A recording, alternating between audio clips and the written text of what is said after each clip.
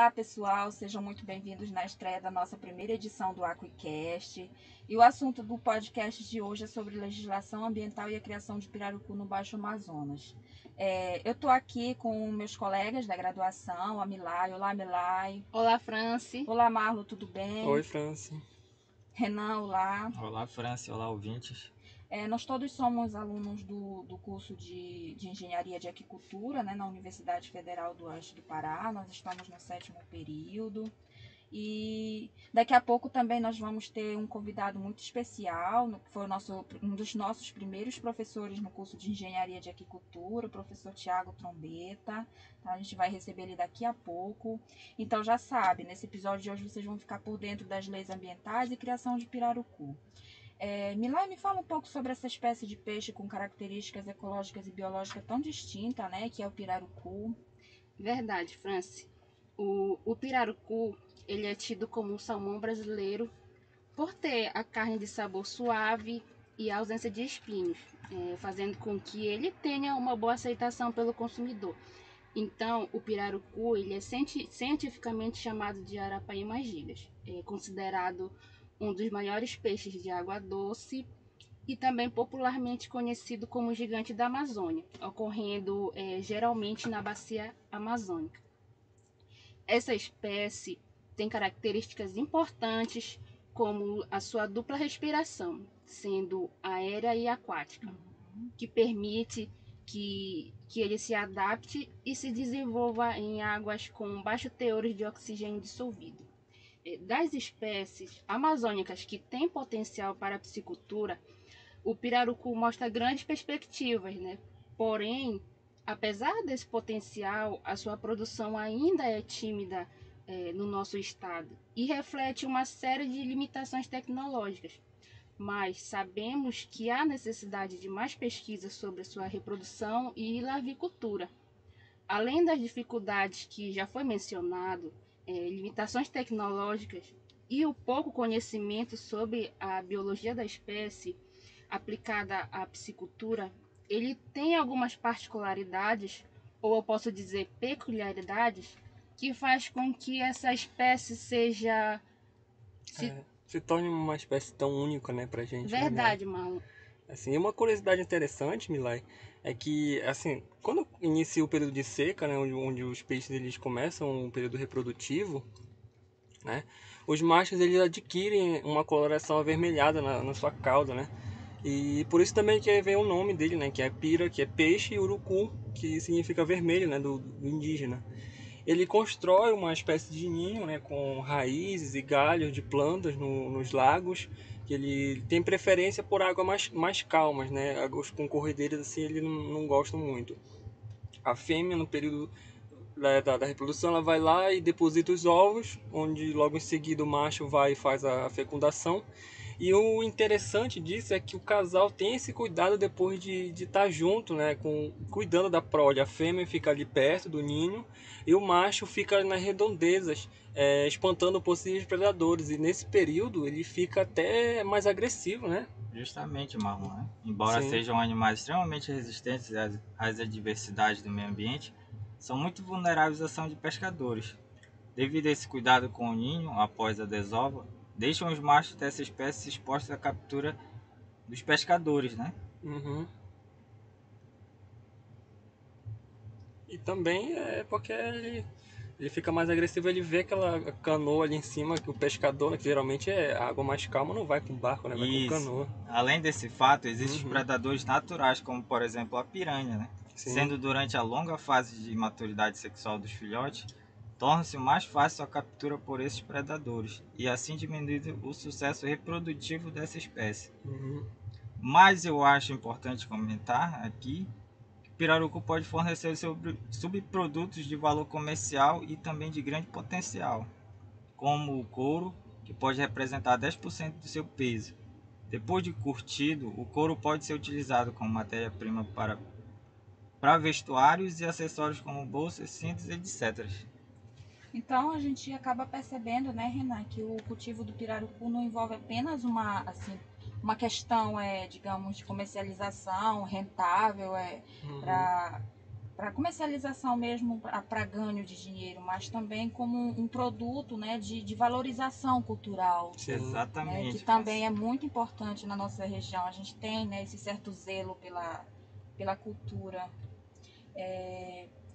Pessoal, nesse momento nós vamos receber o nosso convidado especial, o professor Dr. Tiago Trombeta, engenheiro da pesca, PhD em aquicultura, atualmente está como professor na Universidade de Brasília, a Unib, e ele também já foi consultor de aquicultura no SEBRAE e no Instituto Brasileiro de Desenvolvimento e Sustentabilidade. Professor, a gente sabe que o pirarucu ele tem um potencial grande, né, para a aquicultura, mas a gente sabe também que por causa da falta de políticas públicas, logística deficiente e outros desafios também acaba atrapalhando o cultivo, especificamente aqui na nossa região, né? Como a gente assim poderia avaliar essas dificuldades na criação e na legislação ambiental em relação a essa espécie?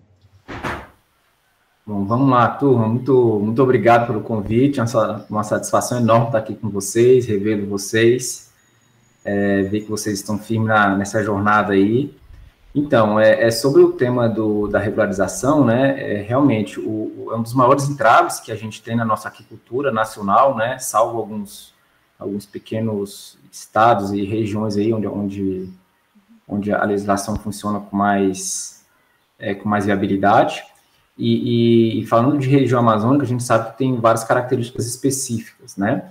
Então, para dar um panorama geral e a gente tem uma noção do que é a questão de regularização, tá? Quando a gente fala regularização, que é o termo correto, ela envolve diversas licenças e uma série de documentos envolvidos, né? Entre elas tem licenciamento ambiental, é uma dessas ferramentas que garante a conservação do meio ambiente em consonância com a atividade produtiva, a outorga de uso de água, de direito de uso da água, que dá a esse proprietário ali o direito de usar aquela água, a cessão de uso, né, de espaços públicos, muito utilizado para reservatórios da União. Então, todos esses processos envolvem a regularização ambiental. Para a gente iniciar esse entendimento, é importante o primeiro passo para se licenciar uma propriedade ou se colocar em regularização, a gente conhecer a jurisdição dessas regiões, tá? Ou seja, quem que regula, qual que é o órgão responsável pelaquela determinada região, ou seja, conhecer se essas águas que estão sendo, que vão ser utilizadas para o cultivo do pirarucu, no caso, mas isso serve para todas as espécies, elas são de domínio federal, ou seja, conhecidas como águas da União, são de domínio estadual, tá? Ou são do estado, ou de domínio municipal, mas isso é muito raro. Então, a dominalidade da área, dessa água ou dessa área que está sendo utilizada, que vai ser utilizada, ela pode ser basicamente da União ou do estado, tá? Quando que é da União, quando é do estado? É da União quando esse corpo hídrico, um rio, por exemplo, ele divide ou passa por mais de um estado. Tá? Exemplo disso, aí em frente, o rio Amazonas, não é isso? Ele corta alguns estados, então, por isso, ele é um rio considerado federal, águas da União. Por outro lado, a gente tem as águas estaduais, que são águas onde o corpo hídrico nasce e se encerra no próprio estado, tá? São rios menores. Outro ponto, também é considerado águas da União, reservatórios estes, né? Rios barrados para geração de energia elétrica, construídos com recursos da União. Então, a gente tem aí alguns reservatórios a nível nacional, tem Serra da Mesa, Furnas, Castanhão, então diversos estados que tem esses reservatórios federais, que são da União. Então, partindo daí, a gente tem algumas questões.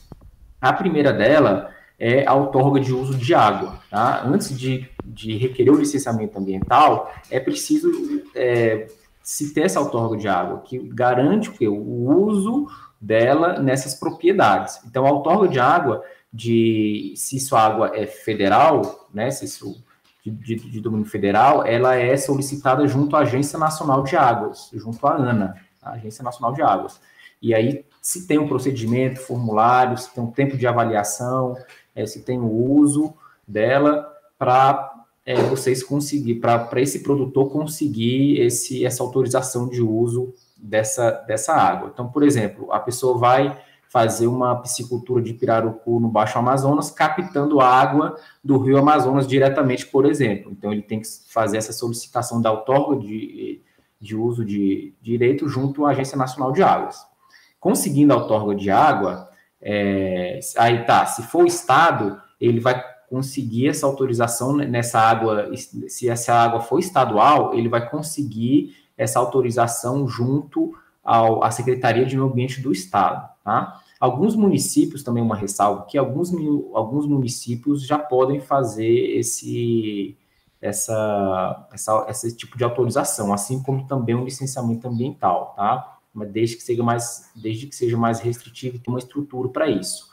Isso é bastante raro, mas pode acontecer também. Alguns municípios fazem esse trâmite. Então, conseguindo a outorga de água, se parte para o licenciamento ambiental. O licenciamento ambiental, por sua vez, sempre é realizado no Estado, independente de ser água federal ou de ser águas estaduais. E esse licenciamento é realizado na Secretaria de Meio Ambiente do Estado, ou, como eu falei, em algumas prefeituras municipais também, tá?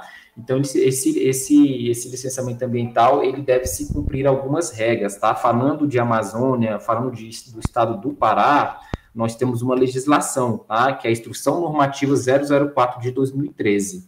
E nessa legislação tem todas as regras que esse produtor, que os empreendedores devem seguir, tá? Nele tem lá as modalidades, os tipos de atividade e os tipos de licenciamento ambiental também, né? Então, vamos ver aqui, ó. No anexo 1, tem a classificação de empreendimentos de aquicultura segundo o porte, né? Segundo o tamanho.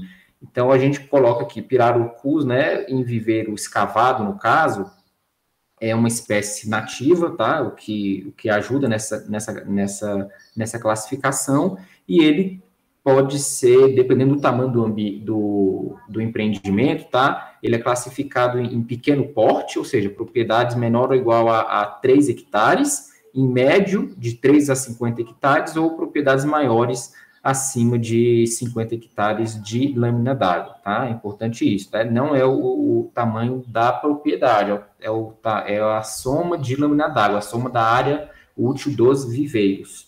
Então, com isso, tem 3 tipos de licenciamento ambiental, tá?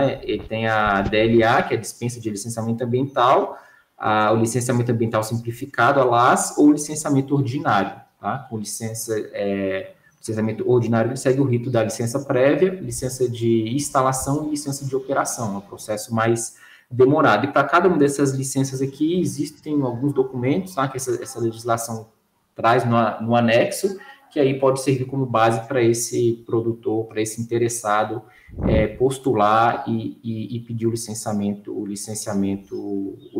ambiental, tá? Se ele for criar o pirarucu, no caso, em tanque-rede, né, ele tem essas 3 licenças, né, que ele pode solicitar, conforme o porte desse tanque-rede, da soma do volume de cada tanque-rede. Então, menor que 500 metros cúbicos, entra na dispensa de licenciamento, de 500 a 1.000 metros cúbicos entra no licenciamento simplificado, e acima de 1.000 metros cúbicos entra no licenciamento ordinário.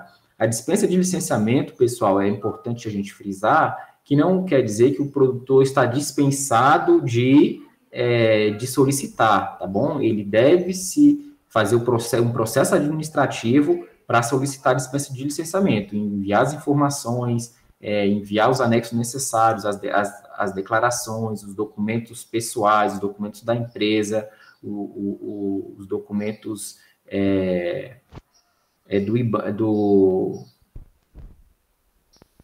os formulários, né, que eu quero dizer, de preenchimento dessa legislação. Então, todos esses documentos, eles devem ser entregues, né, na Secretaria de Meio Ambiente ou na Prefeitura, para eles avaliarem e solicitar o licenciamento ambiental, tá bom?